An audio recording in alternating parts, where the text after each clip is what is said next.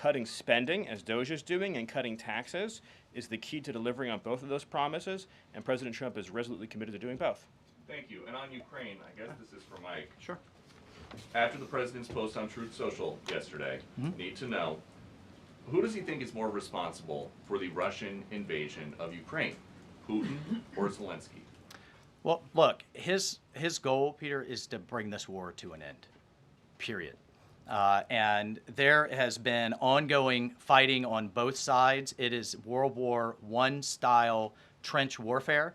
His frustration with President Zelensky is that you've heard is multifold. One, there needs to be a deep appreciation for what the American people, what the American taxpayer, what President Trump did in his first term, and what we've done since. So some of the rhetoric coming out of Kyiv, frankly, and insults to President Trump were unacceptable, number one. Number two, our own Secretary of Treasury personally made the trip to offer the Ukrainians what can only be described as a historic opportunity.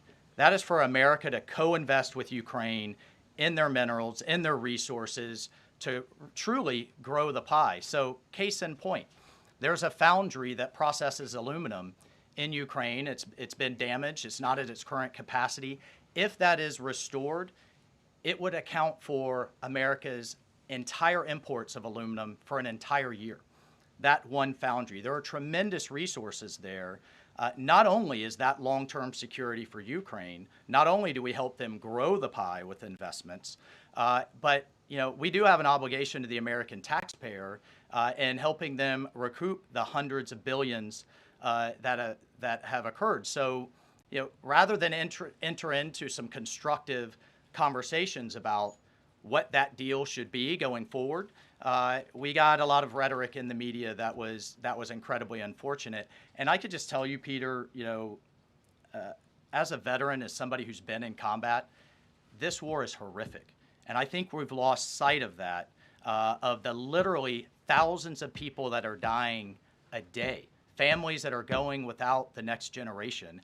And I find it kind of, frankly ridiculous. So many people in Washington that were just demanding, pounding the table for a ceasefire in Gaza are suddenly aghast that the president would demand one and both sides come to the table when it comes to Ukraine, a war that has been arguably far greater in scope and scale and far more dangerous in terms of global escalation to U.S. security. And I do have one for Caroline.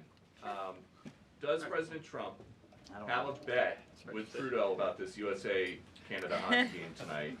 And when there is a big hockey game on, is the president watching for the goals or for the fights? Probably both. I think he's watching for the United States to win tonight. I know he talked to the USA hockey team this morning. He talked to the players after their morning practice around 10 o'clock. And I also spoke to some folks from that team after. They were jubilant over President Trump's comments to the team. I believe they're going to put out a video of that call. So he looks forward to watching the game tonight, and we look forward to the United States beating our soon-to-be 51st state, Canada.